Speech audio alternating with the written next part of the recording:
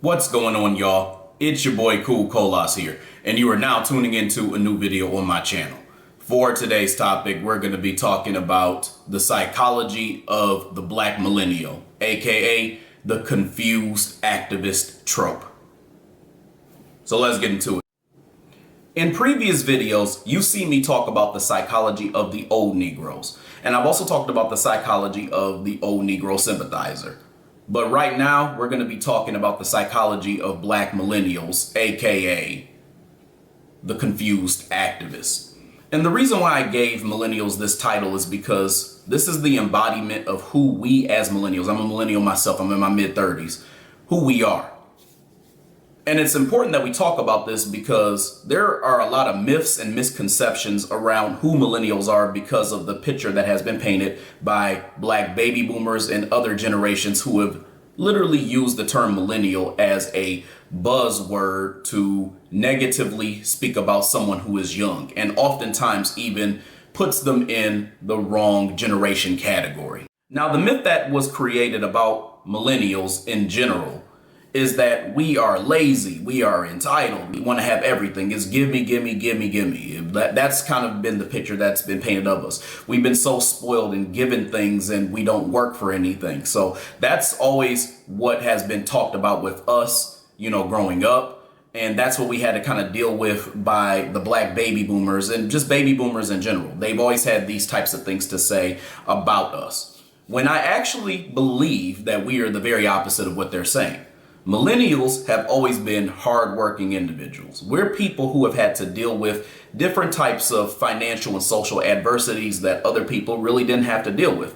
I mean, think about it. Our student loans were the first to just go totally through the roof. I mean, we literally have a national average of $60K in debt for college debt. And we were the most pushed to go to college because mamas and daddies and grandmas and whoever had these pipe dreams of seeing their baby go to a university only for it to result in them having nothing but debt and trying to scramble and scrape in order for them to be able to get a job because their lazy asses weren't able to create any type of empire, job, employment, business, or any type of investment strategy for their kids.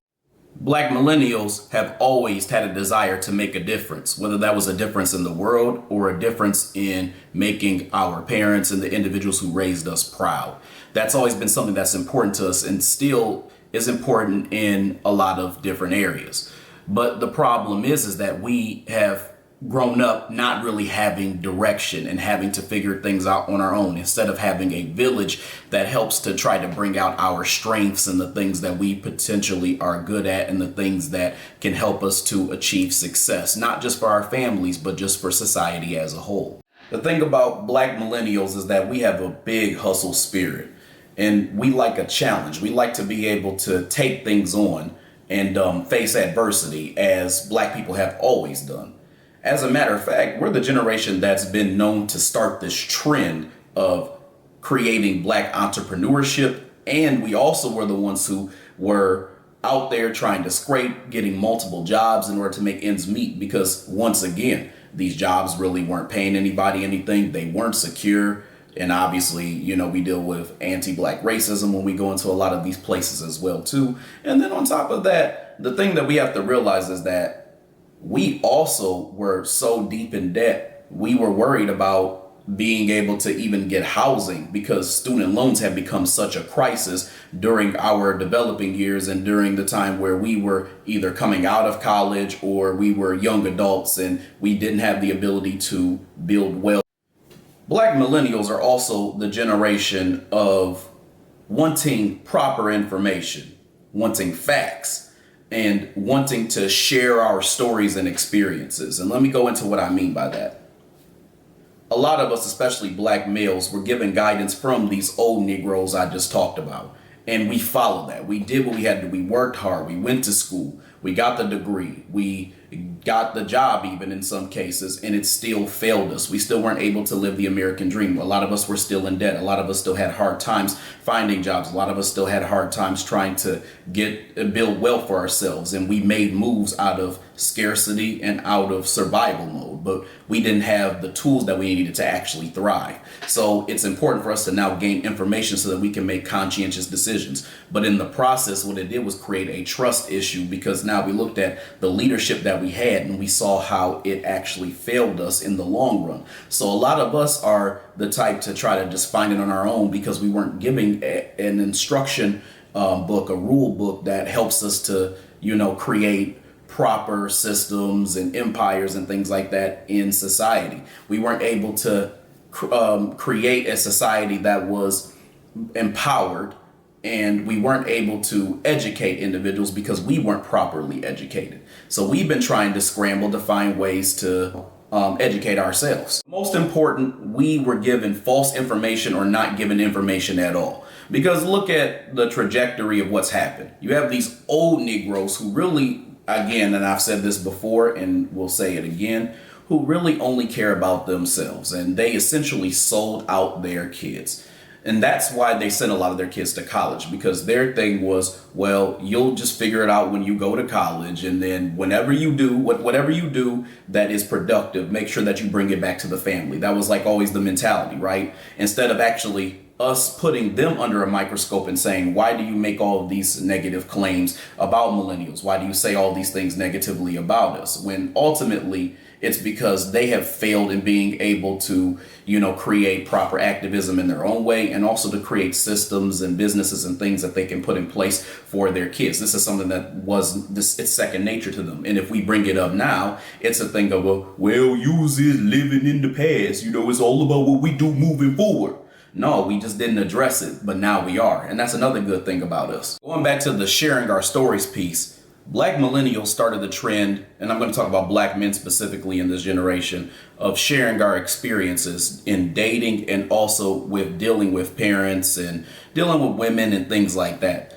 As before, this wasn't really a thing. You either had these old Negroes who were simps. They were like, keep your mouth shut, just give her what she wants, happy wife, happy life. They were on that type of tip. But a lot of us in the millennial generation, we started sharing how this negatively impacted us. Some of us came from single parent homes, and we shared how that also impacted us as well too. So this began a trend of us addressing problems that people regularly were not addressing in the past. So we were the individuals who brought to the forefront important things so we could try to aim to make a fair and just society and a better society, not just, by replacing the system of white supremacy with the system of justice, but by also tackling some of the issues within our own communities that don't really get talked about and certainly are not popular. We also elevated our way of thinking.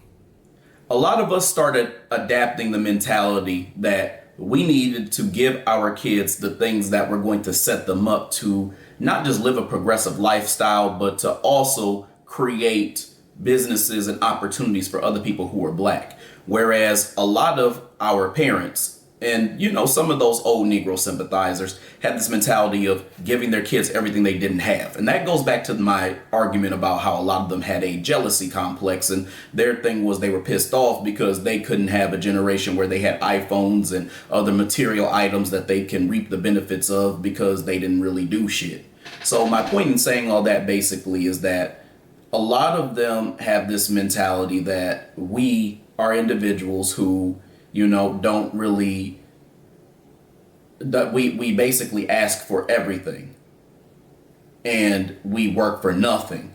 When in actuality, we work for literally every single thing we have, even beyond what we really should be, because one job is really meant for one person. But here we are in an economy where most of us are having a job, a side hustle, and all this other stuff because we know the game. We know that at any point, the job or the gig that we have could get rid of us and then replace us with someone else, or it could totally go out of business and we have to have money on the side and income on the side. And these are things that we were not taught by these individuals who are supposed to have all of this respect for.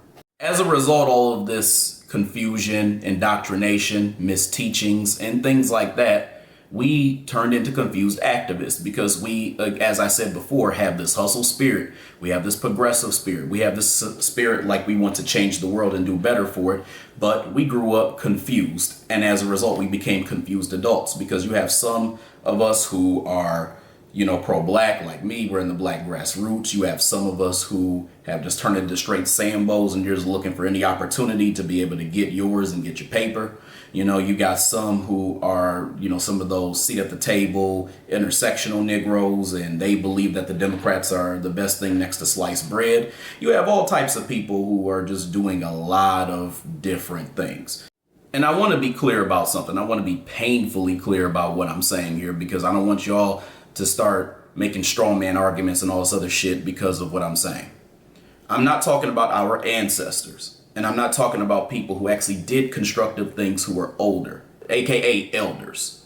What I am speaking about are the old Negroes who are trying to pretend like they're the elders and ancestors that I'm speaking about and deserve respect as a result, but they don't. So that's why I separated it by generation. And I said that when we talk about the old Negroes, we're talking about those baby boomers and some of those silent generation Negroes.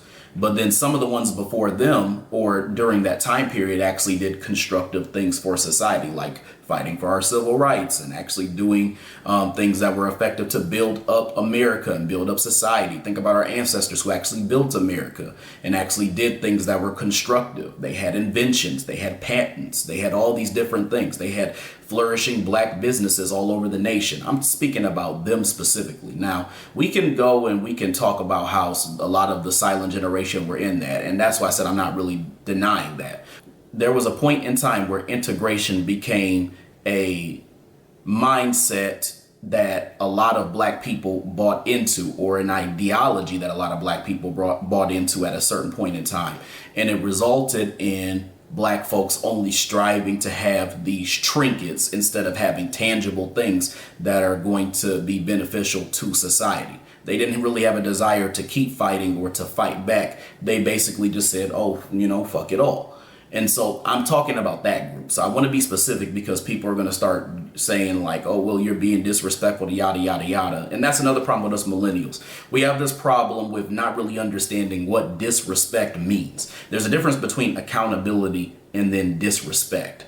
That's why you don't hear me going around saying stuff like, we're not our ancestors, we'll fuck you up or we'll beat your ass or whatever the case may be. I don't say things like that because our ancestors did do great things. They made great strides. A lot of them fought back against colonizers and slavery. A lot of them built up the country. A lot of them have created things that have innovated society that people use today but don't even give them credit for. So that's why I don't say things like that. And I point specifically to the old Negro. So I want to be clear about that in case one of y'all tries to get in here and starts acting real silly and goofy and you don't really understand what I'm saying and you get defensive and mad and bitchy. Like, I don't have time for all that. We as black millennials have been failed.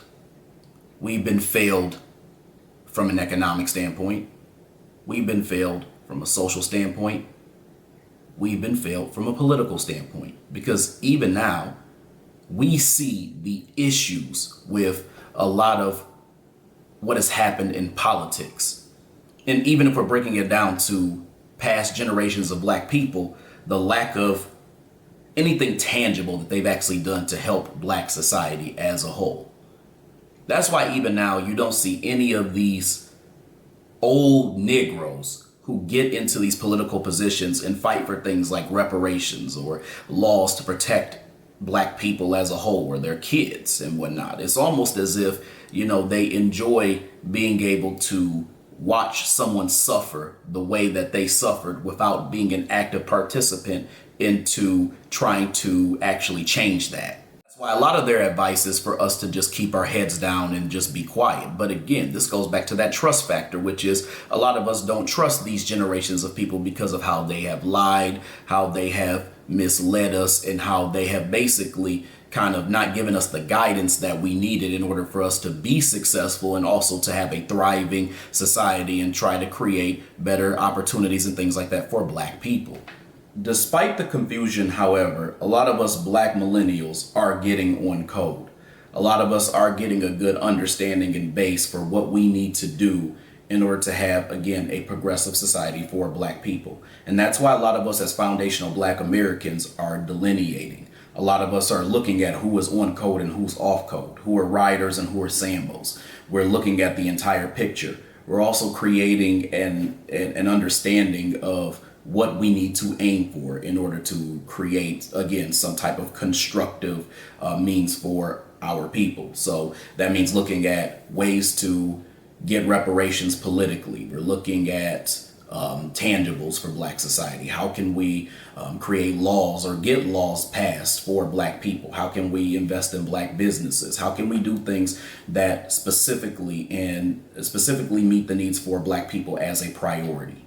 So those are the things that we are now looking at. Now we can point to the very few Gen X's and people like that who are speaking about these things. And that's why it's great that we have things like New Black Media, where they speak about important topics related to Black society and also how we can get on code with each other and do things that are actually constructive that will allow us to progress as a community. And unlike the old Negro sympathizers, we don't just want this idea of looking like we're pro-Black. We want to actually be pro-Black and do things that are pro-Black. As Black millennials, we are often treated with this damned if you do, damned if you don't attitude from the old Negroes. A lot of them will criticize and take pot shots and make little slick ass comments about you, whether you do something that's degenerate or whether you do something that's constructive. And I'm gonna give you an example of what I mean by that. So recently, about a month ago or so, I was at this book event, and I was a vendor at this book event. And for those of y'all who do not know, I'm an author, and I've written 2 books so far. And I was selling those 2 books, selling t-shirts, selling bookmarks. I was selling all types of different products for my brand. So this Black woman walks up to my table. This Black woman has to be somewhere between her late 60s and early 70s. And she inquires about what I have. She's like, "What you got here?" So I'm telling her, I have these 2 books, I have bookmarks, I have t-shirts and whatnot. So she asks about what my books are about. And when I get to the Pro-Black Blurred series, Exposing Anti-Black Media Tropes the Blurred Way, I explain it to her and I talk about how, in the book, I talk about my own experiences with racism and how it relates to what we see on TV and things like that. So she made a slick ass comment that I wasn't really feeling. And she said, "Well, you ain't seen nothing yet," and started laughing in my face. So I responded to her and I said, "Ma'am, I've seen a lot already and I know a lot more. So you should check my resume before you say that." And I had to G-check her ass because this old hag thought that she was going to play the appeal to authority card. For those of y'all who do not know what that is a debate fallacy that a lot of old Negroes will use in order to undermine your knowledge or experience with something because of your age. Or the other thing they may do is use their age as a proper point as to why they may know more than you, and they try to put you down. But either way, that's not the point.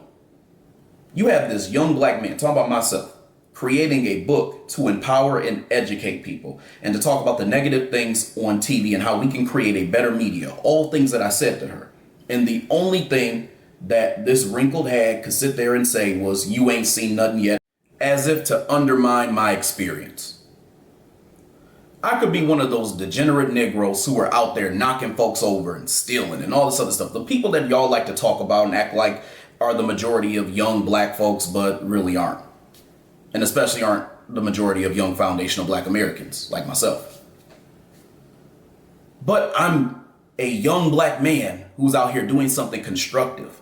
I'm writing books. I'm an entrepreneur.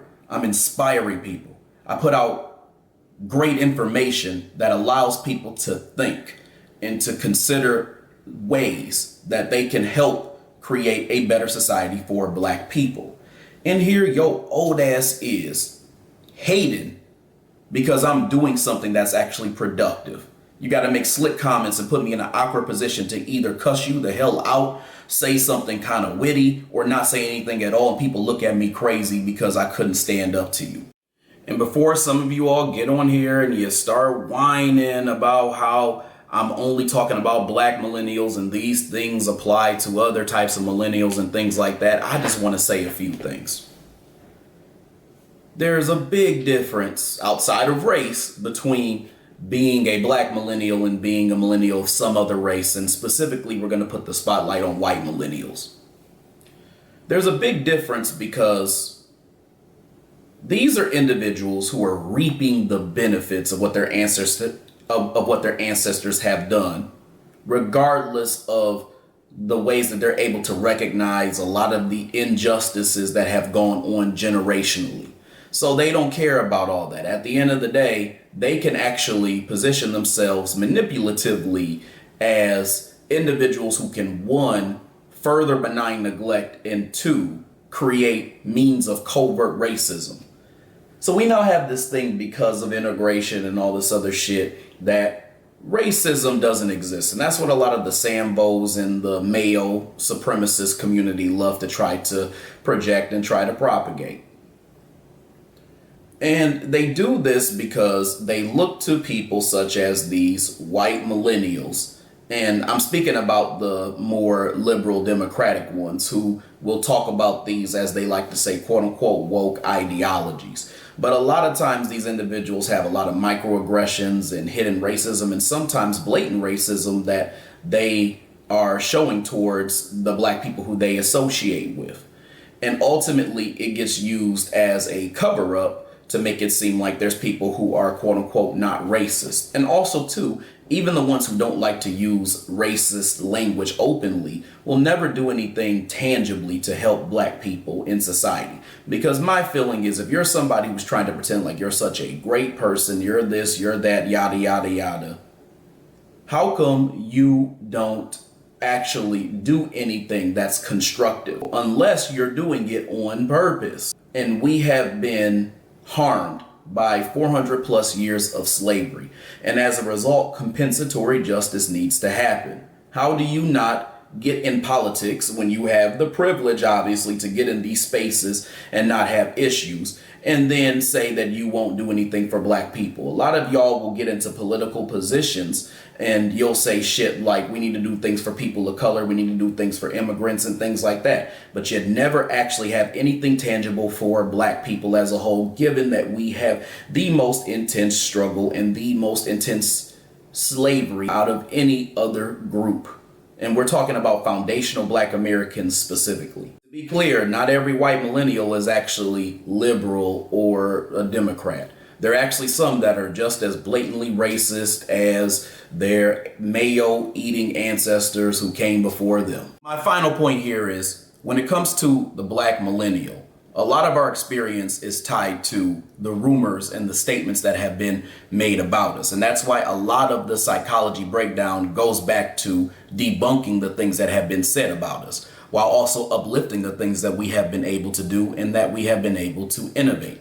And that's why even today we have political activists like Brother Greg Marcel Dixon, who is out here creating a reparations campaign to fight for reparations for foundational black Americans, or if you like to say black American freedmen, black American freedmen. Black millennials are unfortunately left to fight a fight that should have never been ours to begin with no boxing gloves to actually help protect ourselves. All right, y'all. I hope you enjoyed this video. I hope you enjoyed what I had to say, and I'll definitely have more to come in the future, so make sure you stay tuned. When you get a chance, I would love it if you like the video, subscribe, share it, and hit the bell icon so you get notifications for whenever I come out with new content on this channel. And then when you're finished, please leave me a comment below, and I'll get back to whatever it is that you have to say about this topic. All right, y'all. I'll talk to y'all later. Peace.